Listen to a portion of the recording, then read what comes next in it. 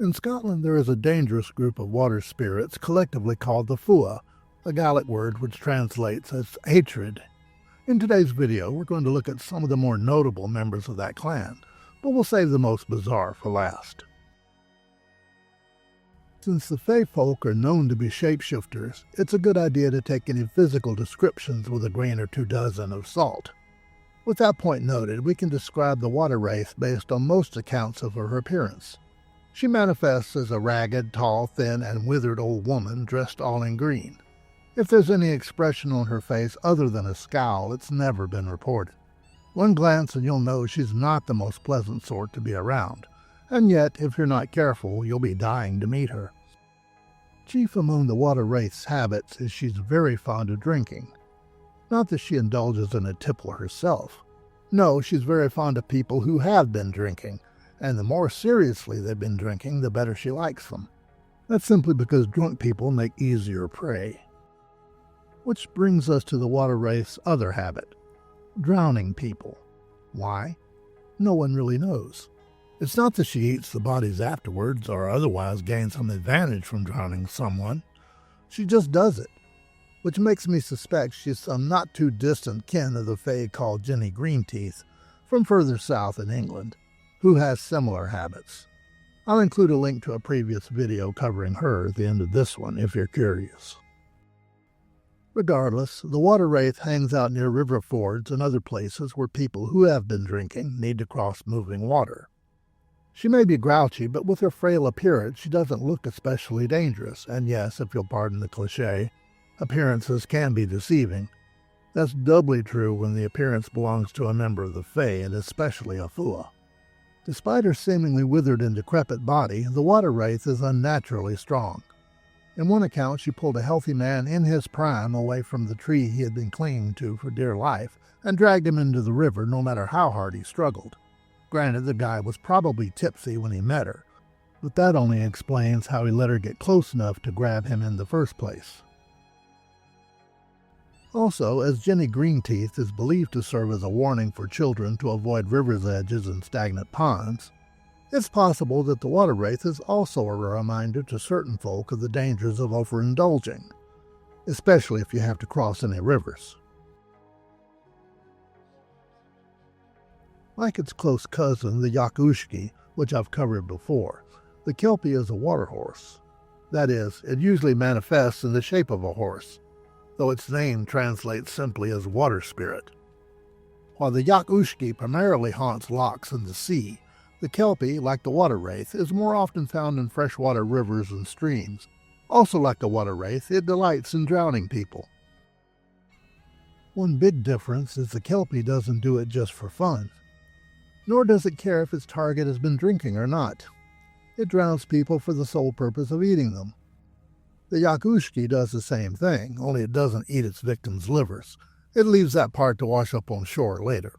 The Kelpy, by contrast, has no such scruples and eats everything. Yet for some reason the Kelpy is considered a bit less dangerous than the each-uisge. If you have any idea why that's so, please comment, because the reason eludes me. The Kelpy's strategy for gaining victims is similar to its cousins. It'll appear near the shore of a river or stream looking for all the world like a gentle horse eager to be ridden. It'll even lower its hindquarters a bit to make it easier for a person to climb aboard. Once they do, they're stuck to its back, and it cheerfully gallops into the water and the person is never seen again. In some accounts, the Kelpy is a manifestation of the hunger of the river itself. Besides a horse, it also sometimes appears as a shaggy man-like creature who doesn't try to lure its victims but will instead leap on them and crush them. A shaggy man near the water is best avoided. One possible reason for the Kelpy being thought less dangerous than the each-uisge is that under certain circumstances the Kelpy can be captured. Anyone who manages it can put the creature to work like any other draft horse. One account from Robert Chambers in his Popular Rhymes of Scotland, 1870, claims that Laird Graham of Morphy once subdued a Kelpy by placing a human bridle on it, which makes sense as the Kelpy is a Fae and thus vulnerable to iron. He then used the creature to haul stones to build his castle.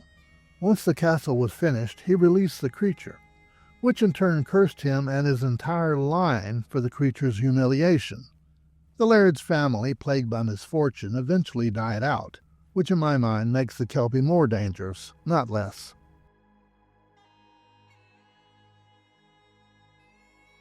Now we come to the vow. In its name also it is usually translated as hatred. That's because vow is an anglicized version of the word Fuath, possibly meaning it was the original creature to whose group all the others, now collectively known as the Fuath, were later attached. Or not. In some traditions, Fuath is simply a word for a spirit and has nothing to do with the water creatures. Folklore is rather malleable, depending on the regional differences and who's telling the story. Right now, I am, so we're sticking to this tradition. Again, mind what I said about appearances, but the vow's look is somewhat striking. First, a vow can be either male or female, but accounts of female vow are more common. According to the folklorist J.F. Campbell, they have webbed feet, yellow hair, and wear green dresses.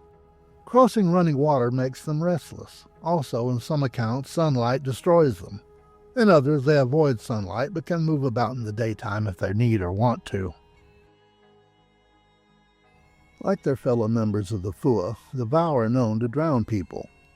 Unlike their associates, they don't necessarily specialize in that. They can also spread disease, cause accidents, kidnap humans and later return them, or not. Sometimes they limit themselves to simple vandalism, especially targeting water mills if they're built too close to the vow's favorite spot, or simply because they felt like it.